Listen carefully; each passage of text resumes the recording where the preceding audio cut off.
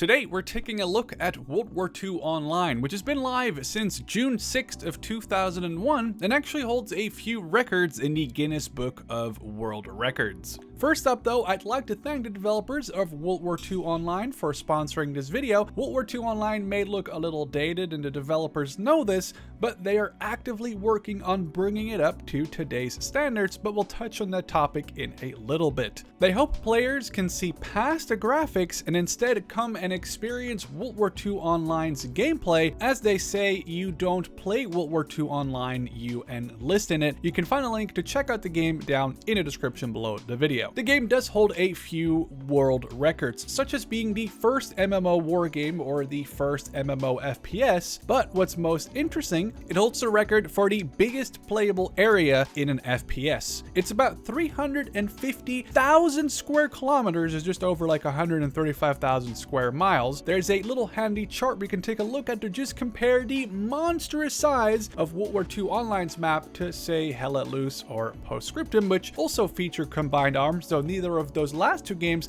allow for players to control aircraft or ships, and just the difference in size is insane. Though the game may look a bit dated, the damage modeling, ballistics, and physics are however very detailed, as you can see in this video, which granted is from 2004, and all of those statistics are based on historical data.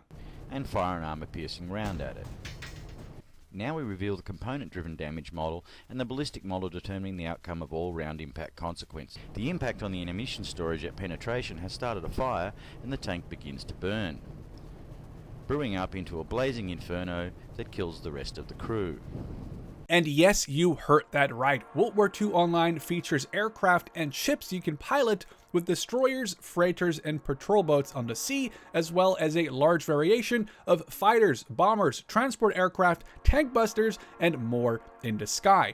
These vehicles, as well as all weapons and land equipment, follows a certain tier system, where most campaigns in World War II Online start at Tier 0, which is May 10th, 1940, when Germany invaded France and the Low Countries, with Tier 1, 2, and 3 representing 1941, 1942, and 1943 onwards, respectively. Initially, only the British, French, and Germans are available, until in 1943, or Tier 3, the Americans reached mainland Europe to aid the Allies. Now, you can also ask a friend or a random teammate to join your vehicle crew to provide an additional set of eyes when you're, say, taking out your Tiger or Destroyer onto the battlefield, as you can crew vehicles with an additional player. Before we jump even deeper into World War II Online, they have two operations scheduled, one on October 1st and one on October 29th, which will give any player full access to all equipment without the need for a subscription. So make sure to check that out if you want to experience what World War II Online has to offer.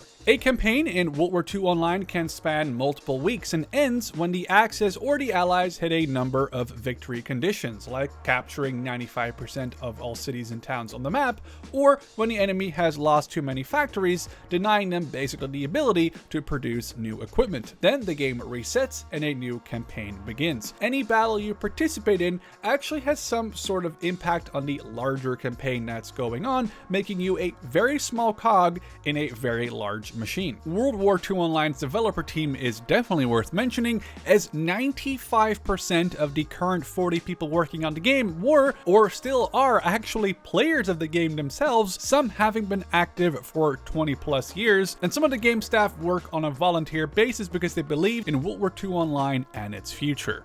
Besides just jumping into a tank, plane, ship, or joining the war underground and simply fighting enemy soldiers, you can also run resupply to make sure your faction has the means to keep fighting. Bomber pilots can opt to bomb enemy factories to try and destroy the enemy's ability to wage war. Furthermore, some of the higher ranked players don't necessarily participate in the ground, air, or sea battles, but rather assign what supplies should go where and where brigades should attack, adding a more strategic layer to this first-person shooter.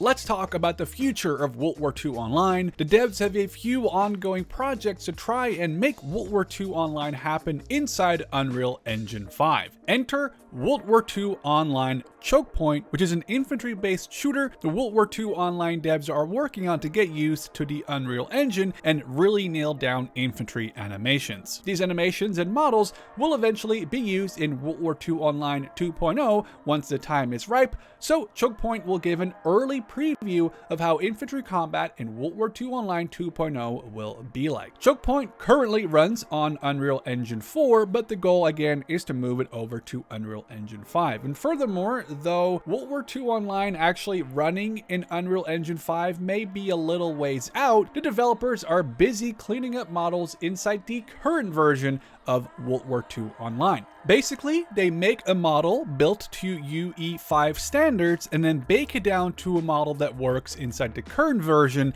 and the results speak for themselves. World War II Online is a free-to-play game with access to paid subscriptions, something that has helped the game stay afloat for over 20 years. These funds go to keeping World War II Online 1.0 running, while also investing into World War II Online 2.0 as well as Chokepoint. Recently, we've seen quite a few World War II games similar to World War II Online go through some turmoil. Some laid off their development team, some took their servers down, and some have a very disconnected corporate layer. World War II Online is still here 20 years later, probably due to the fact that their developers and leadership are deeply rooted in the community and actively play their own game. Anyone who signs up for World War II Online for the first time gets access to the top tier of full access subscription for 30 days for free. The paid subscriptions do give access to more classes, but the standard rifleman that comes with the free-to-play tier is one of the most influential classes in the game still, being more of a jack-of-all-trades class versus the more specialized one. For Steam users, the developers have a special Steam package at $7.99 a month, giving access to Tier 2 or 1942 equipment, which includes air, armored, and mechanized vehicles. I'd like to again thank the developers of World War II Online for sponsoring this video,